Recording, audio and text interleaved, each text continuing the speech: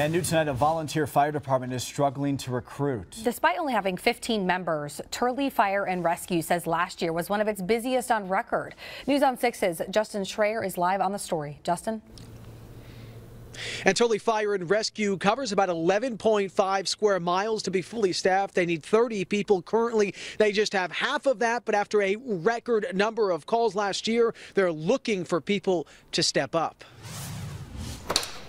Assistant Chief David Morgan became a volunteer firefighter and EMT to make a difference. It's because I want to help somebody in my community. He's one of several unpaid volunteers who staff Turley Fire and Rescue, a fully volunteer fire department that responds to medical and fire calls 24 hours a day. For the volunteer firefighters, 2018 was historic. Number-wise, it has been one of the busiest. Just last year, they were dispatched out to more than 400 calls, more than their average call volume, which is typically between 300 and 350 calls. That is an extreme amount. And being a volunteer doesn't mean just responding to fire and medical calls. It also includes training. Last year, firefighters put in more than 2,000 hours. But with very few volunteers, it can be taxing on the firefighters. We're always looking for volunteer help. We run a lot of calls and we require a large commitment. And that dedication requires time, which can be difficult to find.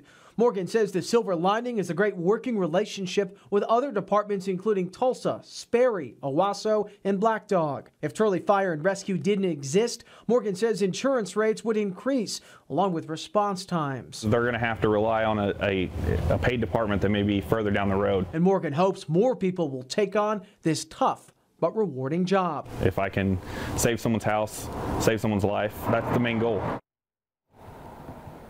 And to learn more about becoming a volunteer firefighter, you can head over to our News on 6 app. Live on the scene, on the story in Tulsa County, Justin Schreier, News on 6.